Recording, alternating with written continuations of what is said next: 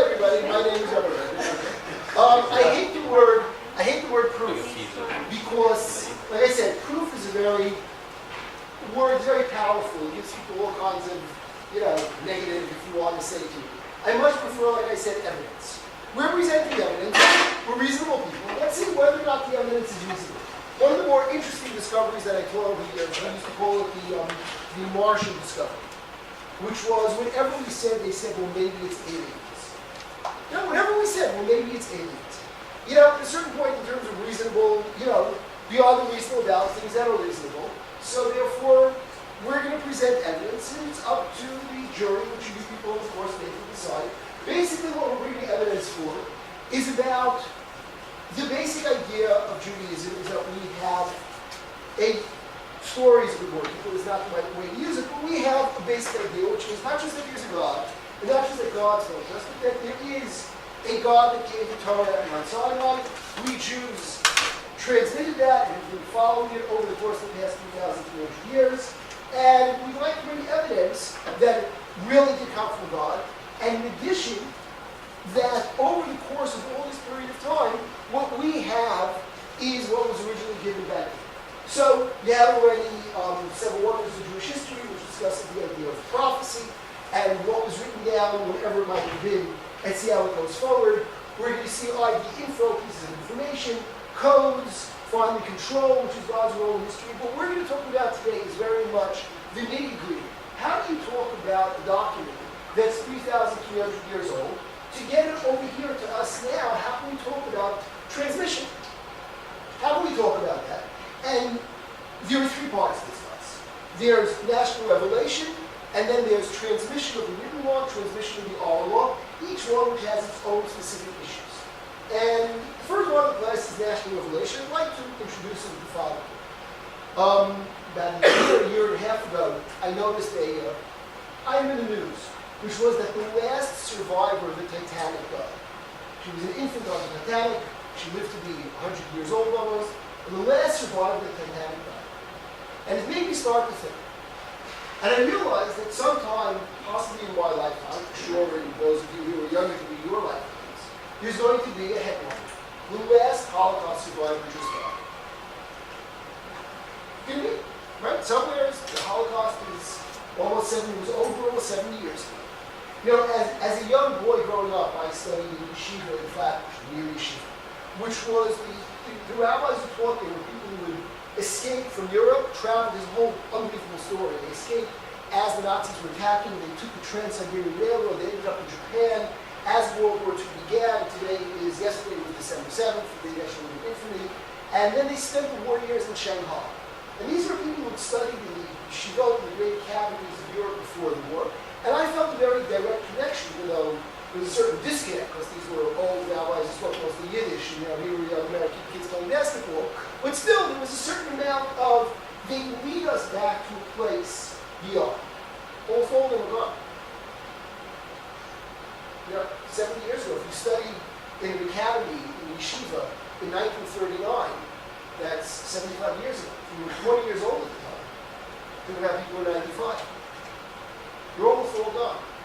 One of the last people, one of the greatest rabbis of the 20th century was the Chavetz Chaim, the strong man who lived in Rav, who died in 1933. One of the last people who spoke to him passed away about 2 years ago. He's the father of the family.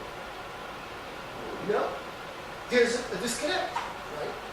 And sometime in the next 20 to 30, 40 years, the last survivor of the Holocaust is going to pass away. And then you know what's going to happen?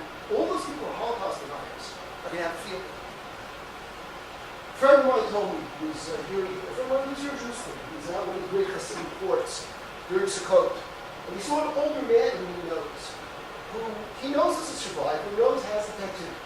And he went over to him very respectfully, and he says, I know this sounds a little bit unusual, but can you do me a favor? Can you show my teenage son your tattoo, your number, so he feels a connection to know what happened to Jewish people? And then the judge moved and said, that's part of what our history is. Here, bring your son over, I'll show you. Another 20 years, there won't be any of us left.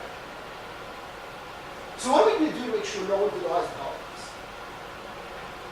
What do we do? Yeah. We go to museums like Yad Vashem, Yad Vashem, in Washington they have one, yeah? Videos, right? Evidence, right? All of this, right? So, but tell me, is video good evidence? Has anyone here ever seen video of, I don't know, Middle Earth? Have you ever seen video of Middle Earth? No? You know, you see one of the rings, one from them? Okay. But everyone gets my point, right? In other words, the reason why we are so sure there's a Holocaust is because, especially those of us my age, even your age, you've met survivors, 1, 2, 10, 50, 100. It's all over the place. You know for sure that it exists. And it's very hard to say that, in other words, there's a double-sided question. On the one hand, to say it didn't happen, or what are all these people running around saying that it did happen? And to say that it's a fabrication, and this is where we get to the point that I want to get to very much over here, how many people do you have to get in on the lie, so to speak, to get them to believe it? Meaning, there's not just aside from survivors, there's hundreds of thousands of your children, grandchildren, great-grandchildren, who, yes, there's a certain group of survivors who are very closed and don't speak about it and are not very open about it. But there's hundreds of thousands of their descendants, and that's a major part of their grandparents, great-grandparents' life. And someone says, you know, the Holocaust, well, my grandparents told me. And if it didn't happen, why didn't they tell me? Or why did they tell me such a lie? So what they're trying to get at is, in a certain sense, we have a model nowadays in our world for a giant cataclysmic event that we're trying to make sure that people who deny it, we're trying to make sure that they remember. We have museums, we have video, we have testimony. For example, here in Israel, I don't know if the right word is celebrated, it's commemorated in many places throughout the world. There's Yom HaShoah, there's Holocaust Day, the day to remember the Holocaust, there's Holocaust Education Week, right? All in order to make sure that we don't forget. Actually, all of this is just in a certain sense here, go back, okay? In a certain sense, this is really what we're talking about in terms of, I have to say, in terms of actually the Torah. Which is, if you ask most people, what do they know about the giving of the Ten Commandments, their answer will be exactly that. Anyone ever seen the movie? What? Right? No one saw the movie? What movies do you watch? You didn't see Lord of the Rings, you didn't see the Ten Commandments. What do you watch? Weird, small people. Oh, okay, fine. Okay. So you'll be excused for that, okay? It's a classic. Come on. Okay, right? And what's really interesting is if you look at this, what is written on the Ten Commandments, and what language is that? It's Greek to me. Exactly, it's Greek. Totally wrong. And I'm serious. I've met rabbis who are teaching the students in the Bible, reading the Torah about giving the Commandments, and the students who get, they'll ask them questions, they'll be answering them based on what they saw in the movie. Because it's so ingrained into them that this is what they actually think happened. Okay? So therefore, well, let's actually think about it, and let's try to separate in the following way between what we know are legends, what we know are historical facts, and what causes us to view them one as the other. For example, there's a legend that George Washington cut down a cherry tree. You can all read it, I'm sure. George Washington was the first president of the United States. It's a legend that Robin Hood did. On the other hand, it's a fact the IRS collects taxes. Most of the time. Okay. It's a legend that Atlantis sank, notwithstanding that many people are still looking for it. Okay? It's a historical fact. Etc., etc., etc. All of these different things. On the one hand, there are legends. There are other things which are facts. And therefore, very often we get confused. The way that we have to differentiate between them is really in terms of the veracity and the way how many people are aware of it and where it comes from. What's really interesting is the following. If we're going to start a religion, okay, here we are. We're in a cave in the desert. We're about to start a new religion. It's called Pastafarianism, okay? And the tenet of this religion is that the world was created by a giant bowl of flying pasta, and that's what we're all going to believe, okay? Now, if you think about starting a religion, there are really basically two models. One is God revealed himself to one person or few people, and the other is that there is a mass revelation. If you go through the books, the study of religion, there are about 200 different religions in the world. And if you think about it, which is a better model? That God revealed himself to one person who then convinced everybody else, or God revealed himself to a multitude who then accepted him? Which of the two seems to be a better model for starting a religion? The second, the multitude, right? That would seem to be think about it all of a sudden. Like, for example, why does we start a religion and say the Archangel Gabriel came down from heaven and brought me golden tablets written in a language that no one can understand other than myself? And I mean, they seem kind of discreet, because if you look at the golden tablets, you die from seeing them. And I'm going to read them to you in English, you're going to write down what I say, and then at the end of the process, no one's going to see the golden tablets, because the Archangel Gabriel is going to come back and take them back up to heaven, and we're going to follow what we see down this book for the rest of history as being God's given word to men. Okay? How many people would follow such a religion? An entire state. Which state? Utah. That's Mormonism. That's how Joseph Smith began Mormonism. And people believed him. You know what? You can convince people. Why did Joseph E. Smith have the Archangel Gabriel presented to 10,000 of his followers all at once? Why does it, and if you look at all the religions in the world, you'll find out, aside from one and a half, they all start not with a mass revelation, which seems to be that much better. They start with a personal revelation to a specific person, who then convinces many other people that God spoke to him, and therefore they should follow him. What's the only religion that begins with a mass revelation? Judaism. What's the half religion? No. What? Well, Buddhism actually, okay? Which is that Buddha appeared to the entire nation, and then they all died. And they come back by bit of reincarnation, but therefore they don't remember it because everyone was there and immediately died. And no one was around. Now, if you really think about it, it makes much more sense in terms of a religion. We should have lots of people starting a religion. Everyone was there, everyone took part, everyone participated. Therefore, we should believe it. The problem is the following issue. What is the next slide? Notice one person. Judaism says there were 3 million people there at the original revelation of God to the Jewish people. So let's try to figure out how we're going to do this. Okay? Again, let's use a little bit the Holocaust as a model. Let's say we're going to now claim, I'm not trying to be flippant or joking about this. It is a serious matter. I'm not trying to be flippant. We're going to try to claim that there was a Holocaust of, I don't know, white Anglo-Saxon Protestants by the Native American Indians. Okay? And we're going to claim that in the 1800s, most of the white Anglo-Saxon Protestants, otherwise known as lost, were wiped out by Native Americans. What would be the obvious problem? Why did we hear about it? Why did no one tell me about it, right? Or for example, I think that's the next slide, right, okay? Here, North America was underwater in the 17th century for 4 months. When there were already people living in North America. What would be the obvious question? Where's the documentation? Where's the evidence? Where's the witnesses? Where are the stories? How come we don't know about it? In other words, if you're going to start a religion and claim that many people were there, everyone participated, everyone heard, spoke to, heard the word of God, so you want to know, where was it? Even more than that, one of the basic ideas of Judaism, what's the main event in the course of the year of the Jewish religion? What's the one event no one misses? Passover, right? Passover Seder. And where is the Passover Seder centered? In the synagogue or in the family? In the family. And what are families supposed to do? Get together as a family, as generations. Okay, I am now lucky enough that I sit at the table with my mother, she should be well, myself, and now the children, my grandchildren. The eldest is 9 years old already. And we sit there, and we tell them the story, right? 4 generations, right? And we tell them the story, it says, and what do we tell over the story? We say, as it says over here, we say over, gather the people to me, and they shall learn to fear me all the days, and they shall teach their children, right? So therefore, the point is, we don't just get together. We stand there and we say, this is what I heard from my grandfather, heard from his grandfather, going all the way back. If you look, I think the next slide, we're still getting to know these slides. The next slide is actually one of the verses which talks about how important it is to remember what took place in Mount Sinai. And it says, has a nation, people ever heard the voice of God's people in the midst of their fire, as you have heard? The nation ever heard God speaking? And then the next one is, here we want. No, this is, no, the one I want. Okay. There's a verse where it says, here it is, this is the one I want.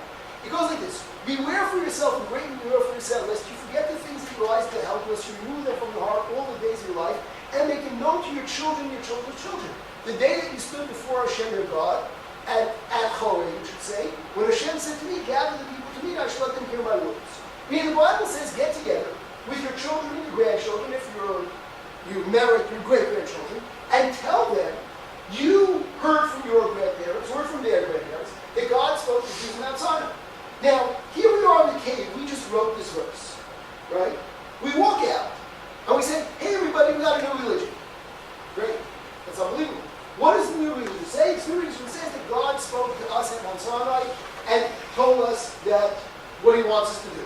That's really great, that's really unbelievable. What else does it say? It says we're supposed to get together once a year and tell the story. What does the story say? The story says we're supposed to tell you that your grandfather was there and he told you about it. How long is such a religion going to last? Exactly 10 minutes. This is what everyone's response going to be. My grandfather didn't tell me that. Right? In other words, in the Bible itself, this is the idea, this is the evidence, which is known as theologically, it's called National Revelation. It was originally presented, I think, by Yehuda Levi, one of the philosophers of the Golden Age of Spain in the 1200s. And he said, if you look at the Torah and look at the Bible, and there's an inherent contradiction. It says, everyone was there, and everyone's supposed to tell their children. So how do you start such a religion? Where does it start from? The moment you come out and tell people, here's a new religion, your grandfather, your great-grandfather stood at Mount Sinai, and it was an unbelievable experience, and everyone was blown away, and God spoke to them. We usually like less, that lasts exactly 10 minutes. Where do you start such a religion? How do you begin? The same way people deny the Holocaust are viewed as being, by anyone intelligent, as being ridiculous, because it's a mass event that we know happened. Or someone would venture to say that, I don't know, New York City was underwater in the 1800s for 3 months. Would be considered ridiculous because they never heard about it. In the same way, how do you start a religion even 3,000 years ago and say the point of the religion is everyone's grandfathers were there and they told you about it, they didn't tell you about it. How do you start such a process going? That's the idea of national revelation. Okay, now, if you will go to your Google and Google National Revelation and evidence or proof of the Torah, you'll find many articles like this. You'll find all kinds of websites that discuss it. A number of them try to present ways by which such a myth, legend would come to be. They try to show using, because there's a whole study of folk tales, legends, myth, how oral transmission of myths, how they build up and how they change over the course of the years. And I'll tell you the truth, I try to be very honest. And I read through a number of these websites. I'm still personally more convinced by the arguments for than the arguments against. But as I said, it's a matter of evidence, it's a matter of reasonable doubt. I'm not going to present the arguments to you. That's there, it's not mine, okay? But I'm saying, in terms of the way legends and myths and folktales have been developed, it's even with all the study of this that they try to present, I still remain more convinced by the argument than that. Like I said, I'm trying to be fair, I'm trying to be honest. If you Google this and you look it up, you will find people who try to debunk it and try to show it a different way. Like I said, it's evidence. It's up for a person to decide to think about it, how they want to deal with it. But I'm saying in terms of just the basic logic of it is, where does a religion that claims to have a mass revelation of over 3 million people, and also is based on the fact that you're supposed to tell it over to your children? If you go through the Bible, we went through 4 or 5 verses. It's replete with this. Tell it over, make sure you don't forget. There are those people who say every morning the 10 Commandments and they don't forget to say the Commandments. These verses themselves, there are those who say this every day after the prayers to remember about it. And therefore, where do you find the convergence of both of these? A commandment that's not just a commandment, it's the basis of the entire religion, which is to remember. Sukkot, Pesach, Shavuot, the holidays are all about remembering what happened when we were leaving from Egypt and giving of the Torah. And how do you reconcile the two of these together? A whole philosophy of commandments about remembering and mass revelation, and where do you start from? That's the evidence, the hypothesis of national revelation, originally presented by Yehuda Levi in the 1200s. Okay, that's part number 1. Any questions? Anyone? Any comments? Okay. So that's a general kind of thing. In the time that's left to us, I'd like to deal with, like I said, the transmission of the written and the oral law. And really, in terms of, think about the following, I don't know how much you talked about the Bible itself for now, but if you think about it in the following way, the Torah basically comes in 2 flavors. There's the written law, which is the 5 books of Moses, And then there's the oral transmission form described as the Mishnah of the Talmud and the study of that. And once again, we're talking about an accurate transmission, something like that, over 3,300 years. And what you have to think about, because there are two different, so to speak, flavors, both the written and the oral part, you really need to think about two different types of method of transmission, both in terms of written and in terms of oral. And, in terms of written transmission, let's start first with see, nowadays, it's much easier. We have photocopy machines, we have computers. If you find a document that's miscopied, that's misprinted, and anyone read a book and found like a mistake in the book as you're reading it, like right over here, right? When we found a mistake over here as they copied over here. I stood before you here. The day that you hear on the right below the second ground. So they shall learn to fear me all the days. Sorry, right above. It says that you stood before Hashem your God and Chorib. I should say at Chorib. Chorib is one of the names of Mount Sinai. Here it is. People were typing, copying over. They made a mistake. Right? Perfect example. Right here on the page in front. See, nowadays it's really easy because I open up the PowerPoint presentation. I change that one word and everything's fine. You see, go back even just a couple hundred years. Even go back 100 years, it was much more difficult.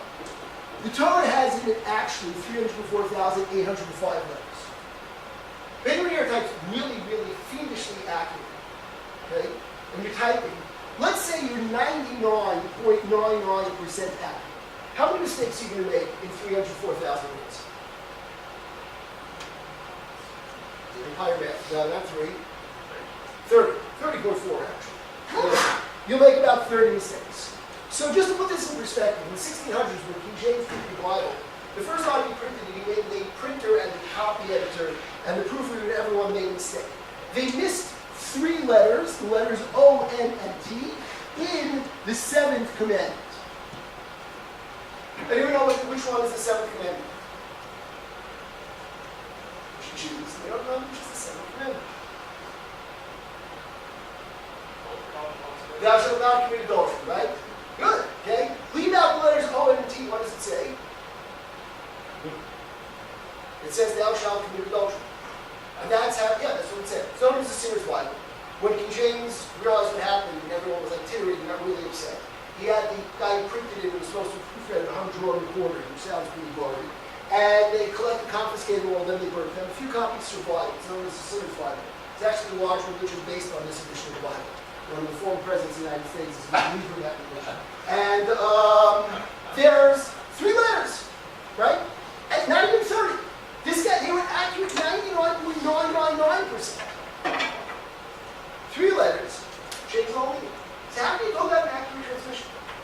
See, if here, there's a big controversy in the United States right now about firearms, and people should be allowed to have firearms or not. It's based on which, the Second Amendment? Right, Second Amendment. I think everyone made a mistake. It has nothing to do with firearms. What it really says is the right to actually bear arms. What we really have the right to do is wear short sleeves. It has nothing to do with firearms. Really? There's a constitutional right, wear short sleeves and show your arms. Right? How would you disprove it? Well, the fact that it's the arm. But how would you really disprove it? How do you know? Maybe I spoke right. It says to bear arms. This also says to bear arms. How would you disprove it? Seriously, how would you disprove it? You go to the original, right? Original copy is not tomorrow. Right? You go to Library of Congress, read the original copy, you realize it's not tomorrow, right? Right? You go to the original and you check it, right? What? But maybe the first copy was wrong, maybe they made a mistake also. You need the original. Right? The one that was signed by, Thomas Jefferson and everybody else. And you want to check, and then guess what? It doesn't say bear arms, this is like bear arms, and therefore bears also have arms, but okay, that will stop over here, okay? So we have our Torah, right? We want to know whether it's accurate. Obviously, we will go with the original. So where's the original Torah? What? Did you see Raiders?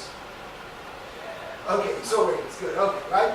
Where's the original Torah? So traditionally what it says in the Bible and elucidated in the Talmud is sometime in the middle of the first temple period, about 2,800 years ago, the time of King Yoshio. When Solomon built the temple, he realized at a certain point there was potentially going to be an exile. So he built a secret chamber under the temple to hide the Ark and the original Torah scroll, the Ten Commandments, and certain other artifacts there. So they wouldn't go into exile. And traditionally, at least the way Maimonides says it, they're still there in that secret chamber, somewhere underneath the temple now. When the Jews returned to rebuild the Second temple, they left it there, they didn't take it out, they had such a commandment from the prophets to leave it there, and it's still there. After class, we're doing our shovels, and we're going to look for it, right? So, we don't have the original, right? We can start World War III on that, right? Okay. So we don't have the original, so we have no way of really going back to the original. Can we recreate an original based on old copies? No? Can't recreate an original, right? Because, like I said, there are 304,805 letters. People are copying it over. Everyone copies it. Everyone makes 30 mistakes. By the time you finish, it's going to be a mess, right? I claim that. I think there's a way by which you can recreate an original, which is, and this is really what happened. The Jews, till the middle of the first temple period, the accuracy of the copying of the Torah was pretty accurate because it was original. Whenever you wrote a Torah, you went back to the original and you corrected it against the original that was in the temple. It's put away. It's still about 100 or so years. There's enough time to make sure it doesn't get corrupted. First temple was destroyed. The Jews go into exile to Babylon. They were in exile in Babylonia for 70 years. After 70 years, they returned, being led by someone named Ezra HaSofer. The word Sofer is usually translated as scribe. It says the Talmud, though, it also means someone who counted the letters. Someone who counted the letters. You know what they did? When they returned, everyone had Torah scrolls.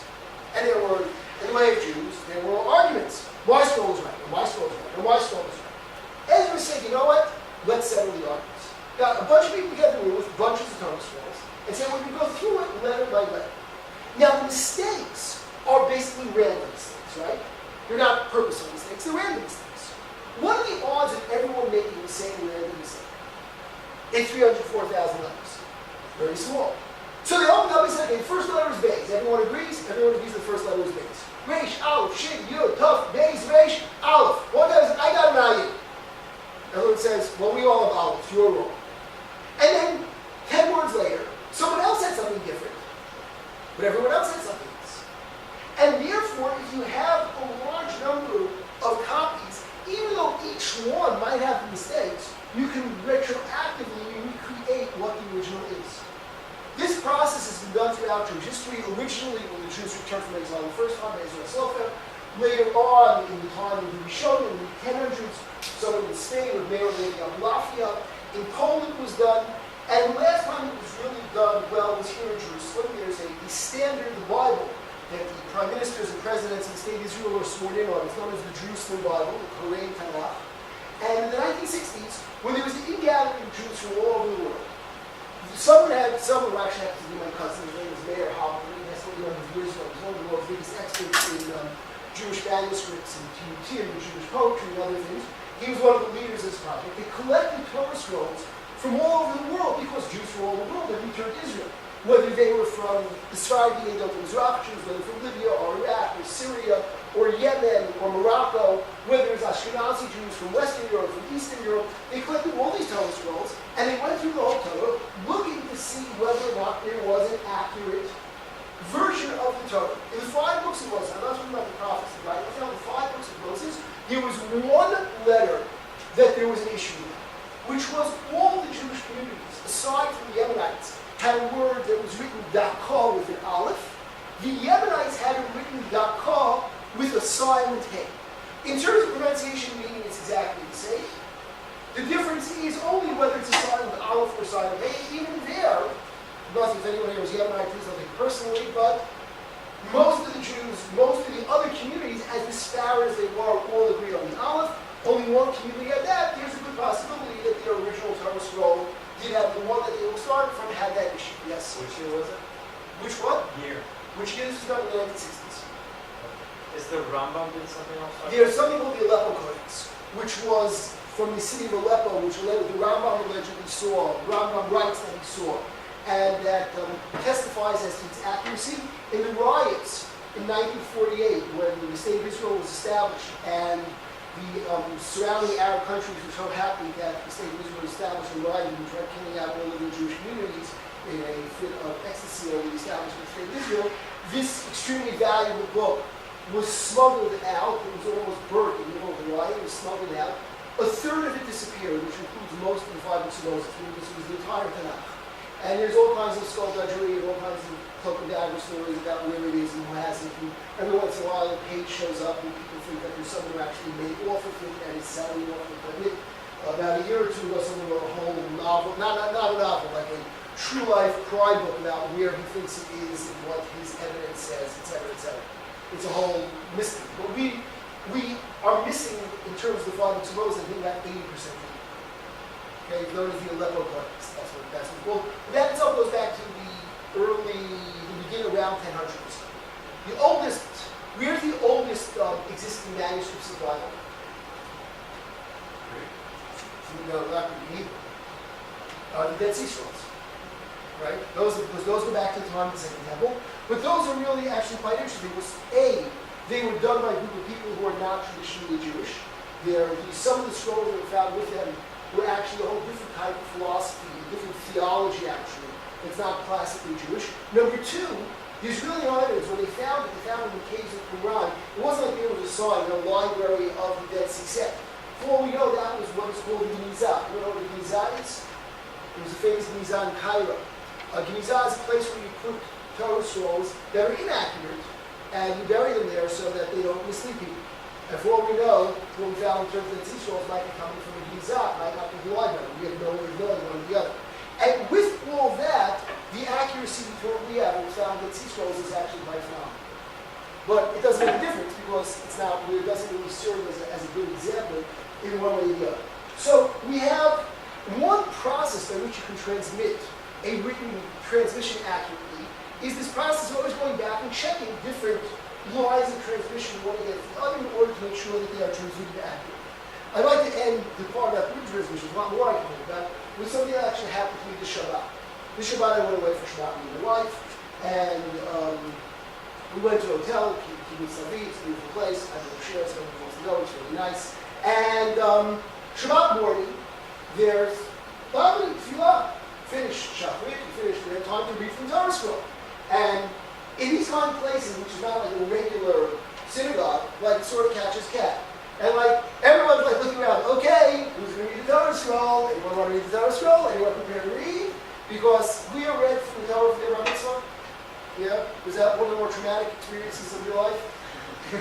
You know? And everyone's like sort of looking around, okay, who's going to do it? So I said, okay, I'll do it. And I get up, and I had it prepared. I read the parasha once before. Because people say, well, you're supposed to read the parasha every week. But to really prepare it and know the whole thing, really, cold. So I made one mistake. I made a second mistake. People start, always wondering, if Episcopalians had reading the Torah in public, and the guy made a mistake, what would happen when the reader made a mistake? It'd be like this. Excuse me, I made a mistake. In synagogue, the Irish reader makes a mistake, what happens? There's like a riot. Like a mini riot, like, hello, what's going on? Everyone starts yelling. And I turned around, I went, sure, okay, I'm doing this for you. You want to get up and do it, go right ahead.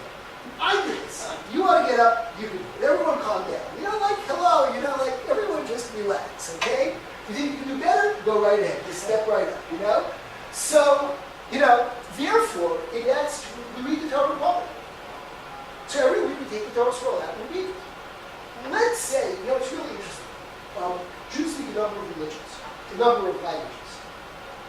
Hebrew, most Jews speak English, some speak Yiddish, Ladino.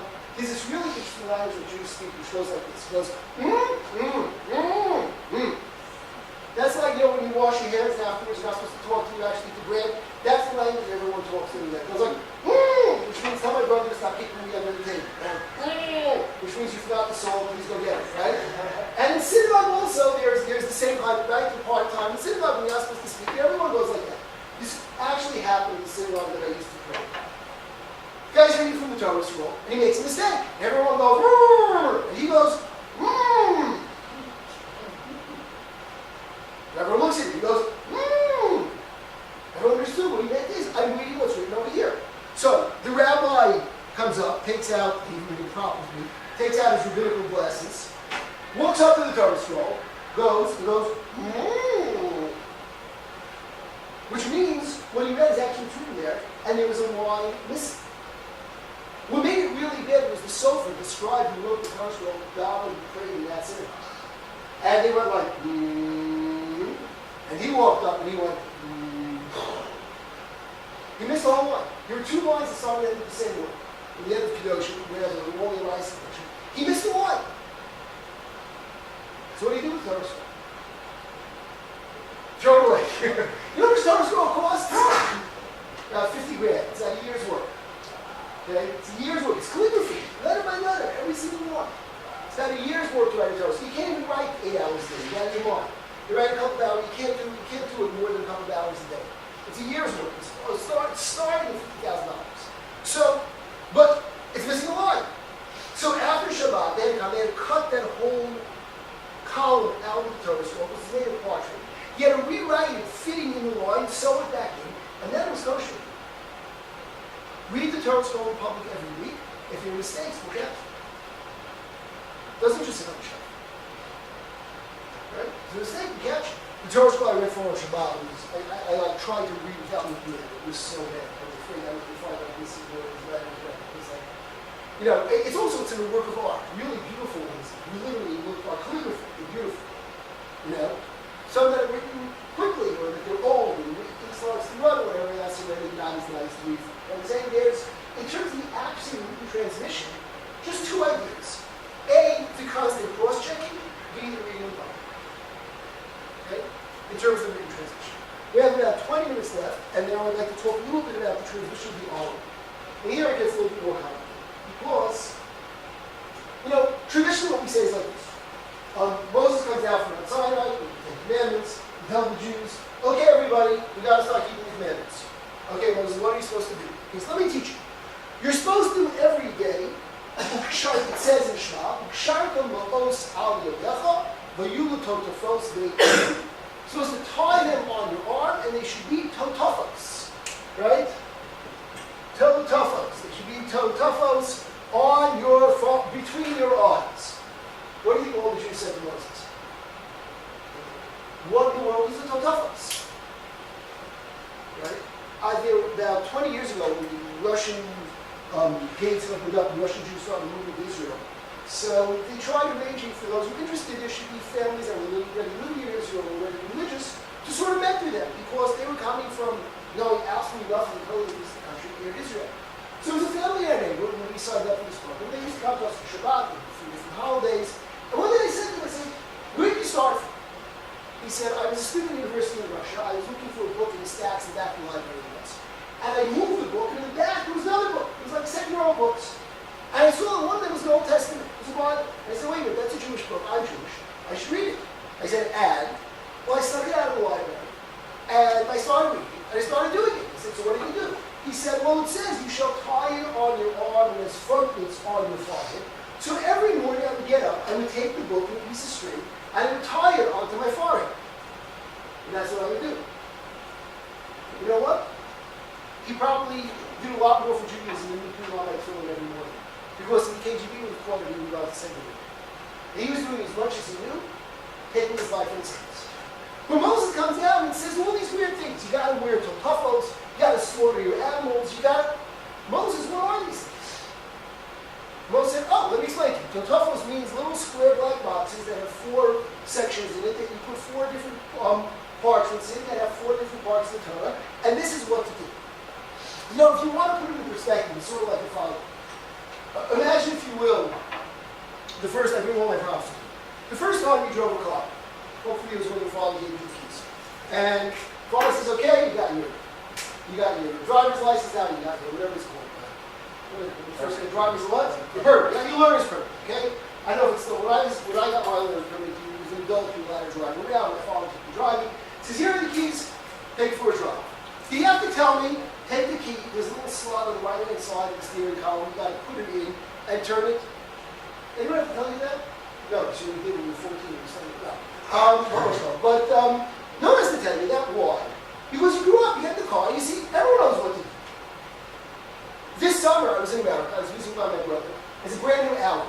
He says, do me a favor, can you drive, go pick something up for me? Whatever. I said, sure, no problem. He tosses me the keys, I get in the car. Then I realized there were no keys. There's just a little metal button. I'm like, what am I supposed to do? The new Audis don't have keys. Right? They have this little capacitor or something that you hold in the car, then you just push the button that says start, and the car starts. So I have a friend of mine who grew up using mainframe computers, told me he sat for a half hour in front of the Windows computer, wondering how you turn it off. Because you know how you turn off a computer that has Windows? You push the button that says start. Right? Anyone ever think about that? You turn off a Windows computer by hitting the thing that says start. Totally. He grew up on mainframes. Pascal, all those other languages, COBOL, all those languages like that. And he's sitting there staring at, okay, this says start. Where does it say end? Tell someone like 14-year-old kid said, no, you turn it off and you start. In other words, there's a certain kind of oral transmission which is natural. No one has to my 4-year-old grandson. No one has to teach him how to swipe the phone. Instinctively does it. In fact, my mother-in-law, his great-grandmother, has a phone that's non-swiping, non-touch phone at all, totally dumb phone. And he one time was at her house, he picked it up, he was looking for pictures, starts going like this, on the apple, he says, broken, flew on the floor. But guess what? It didn't break. It was one of those old kids, dance on it with elephants and nothing's gonna happen to it, So I'm saying there's what to be said for those phones, And I'm saying the point is that part of the oral transmission isn't written down because it's just the way you live your life, right? In other words, a girl gets married, lights candles to the first one. She doesn't even need lessons in how to go like this and cover her eyes. She's still there watching her mother. When both the first part of oral transmission is just a natural way by which to keep the commandments, living within the society the same way we all know this. I have to admit, I've not been in America very much in the past 10 years for sure. I do not know how to go into Starbucks and order coffee. I get confused. There's this whole giant billboard there. I'm I just want a coffee. I'm well, what do you want? They start throwing words at me and they say, no, forget it. I leave. I'm going to make my own, and I feel literally, like someone coming into a different culture that doesn't know what is the natural normal thing to do. We were in America once, a number of years ago, we were in Memphis. And in Memphis, I know stores in New York also, but in Memphis, it's much more, because in the South, much more hospitable. They have a greeter sitting at the door. So here we come from Israel. My wife looks and they say, good morning. What does my wife do automatically? She opens up her pocketbook. Because when someone says Boker Tov, when you walk into a department store in Israel, what are they doing? They're examining your bag to see whether you have a bomb. They're staring at her like, lady, what's wrong with you? I don't want to see what's in your pocketbook. And she caught herself and was like, oh, yes, good morning, thank you, whatever, It's a certain part of the oral transmission is actually just living within the words of the Torah that they don't need to be explained. No one has pink tefillin. Of course tefillin are black. That's part of the oral transmission. But everyone else, tefillin are black. Because you saw your father's tefillin, your grandfather's tefillin, tefillin are black. That's one part of the oral transmission. Another aspect of the oral transmission, though, is a little bit more difficult. And this is really where we get to the idea of disagreement and argument. Because if you talk about the oral transmission, you talk about Talmud, the Mishnah. See, if you open up a page of Talmud, what is it all? Rabbis yelling at each other. And disagree. And if you really want to say 80% of the Talmud is wrong, right? It's opinions that are either opinions that are discarded, opinions that are later they recant from. There's a couple places in the Talmud where one rabbi says to the other, you mustn't sleep when you say. He mustn't sleep when you say. But it's written down. And then even if both sides are not disproven, in the end, we only follow the law according to one of them. There actually is a book, the Rif, where Yitzchak Alfasi, written in the 1100s, where he went through the Talmud and only wrote down the opinions that we actually follow. It's about, 5% of the size of the actual Talmud itself. Sounds like a much better idea. Where's all the disagreement, the argument, the Talmud coming from? So basically it comes from two places. Part number one is Moses came down and told everybody how to keep the Torah. Okay? And then, of course, as is the way of human beings, they messed up. I just had this down. Aside from lecturing and everything else I do, I write computer programs. I write computer database programs.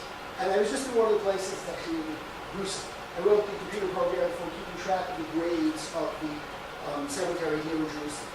And I was there. And they said, there's a glitch. It's not making sense. People are getting up and they come back to life now, whatever. And whatever we can't figure out is not making sense.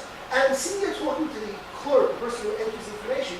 All of a sudden, the boss comes over and says, you forgot to tell them one very important portion. Oh, you're right. I forgot to tell you that, whatever.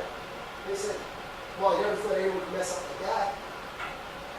Right? In other words, the questions in the Talmud, a lot of them are, what happens if we mess up? We make a mistake. What happens if, for example, during Hanukkah, when I'm davening, I forget Al Anisi, just to use an example. The law is you're supposed to say, and during prayers of Hanukkah, an extra prayer. What if I forgot? Meaning, the original oral transmission says what you're supposed to do. The myriad ways people can mess up. Moses can't sit there saying, well, if you mess up like this, you do this, you mess up like this, you do that, you mess up the other way. Because people can mess up thousands of ways. So what did Moses come down with? He came down also with a methodology. And there are a number of ways of describing this. But basically what he did was he came down with methodology. And he said, this is the way by which you approach the Torah to figure out what to do in all the places I didn't. Within that, there's room for disagreement. And a way of understanding this is in the following way. Imagine, if anyone's ever heard this example before, has anyone here been to the Blind Museum? There's a number of them around the world. There's one here in Israel, in Cologne, right? There's a number of them in different places around the world, right? Imagine taking where it's all dark, I don't know if they've gone through it, I've never actually managed to get there. But it's totally dark, right? And you're actually led by people who are actually blind and take you through it, and you have to figure out what it's like to live in such a way. Imagine taking 3 blind people who live in a room with an elephant. Nice, docile, tame elephant. And when they come out, you ask them, please describe an elephant. And one says elephants are big and round like tree trunks. And the other one says elephants are long and sinuous like snakes. And the third one says elephants are smooth and sharp like a sword. Which one is right? All 3 of them. One with its leg, one with trunk, and one with tusk. Right? Meaning, when someone messes up and comes to a rabbi with a question, a bunch of rabbis with a question, and says, I did X, now what do I do? It wasn't exactly what I was supposed to do, I made a mistake, what do I do now?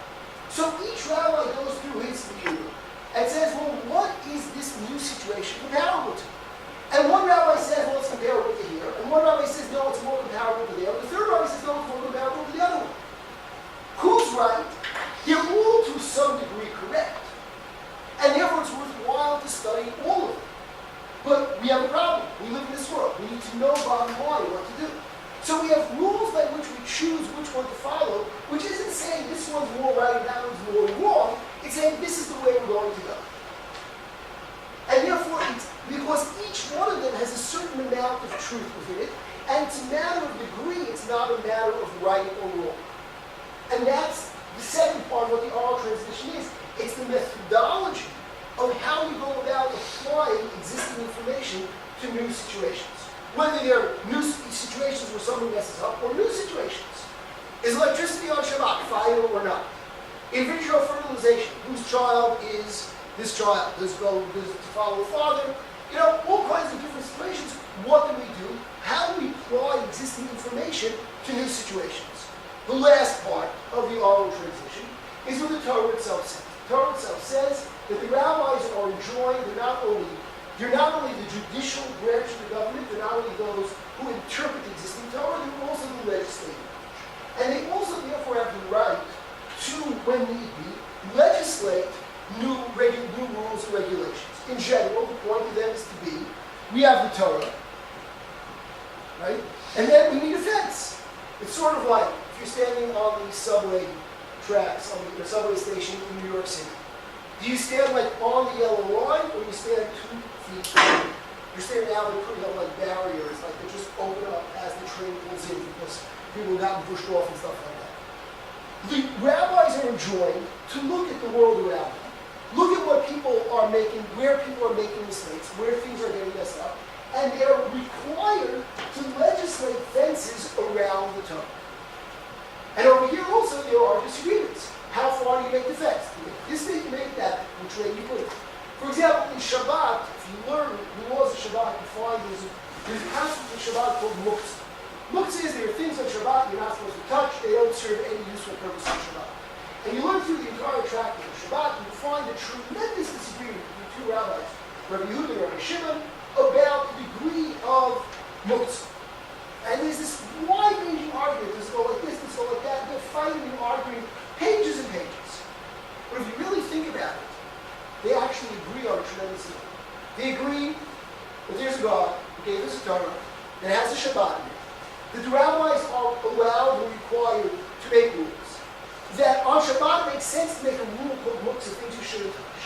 The disagreement is really only how far to make that fence.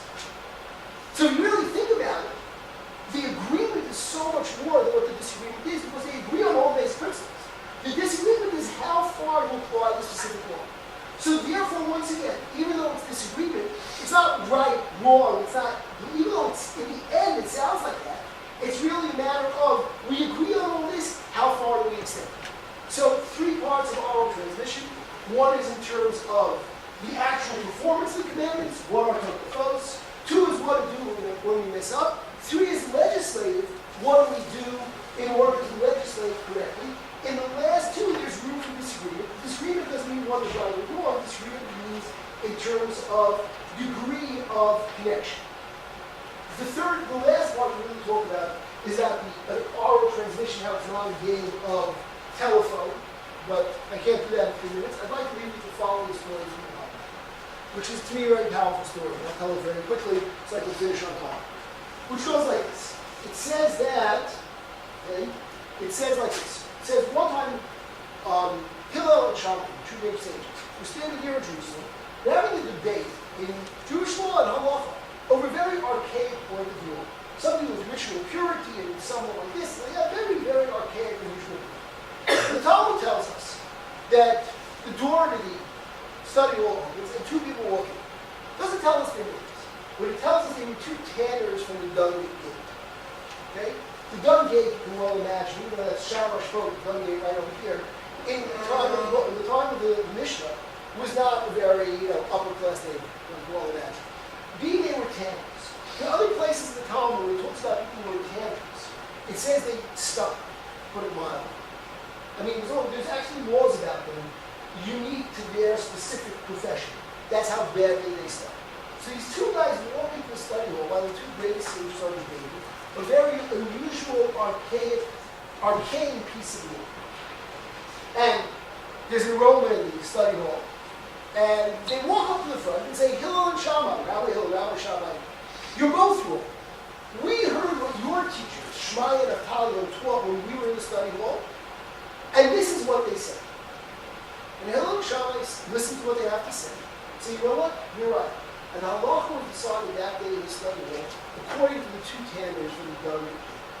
Now, if this was a fairy tale, it would end with, they took a bunch of showers, they put on some deodorant and some cologne. They became the 2 famous rabbis, Rabbi Yehuda and Rabbi Shimon. They don't appear anywhere else in the Bible. Nowhere else. That's it. Their name isn't worked out. They don't appear anywhere else. And as a young man, it puzzled me, what's the point of this story? Now I understand. The transmission of the Torah is not just for the rabbis, it's not just for leaders of the nation. It's every single Jew has a piece. And every single Jew has a part. And if you miss your part, the Jewish people are going to be missing what your part of the Torah is. You're in discovery, everyone hold on to your part, the part of the chain. Continue to learn, because that's what it is. Have a good day.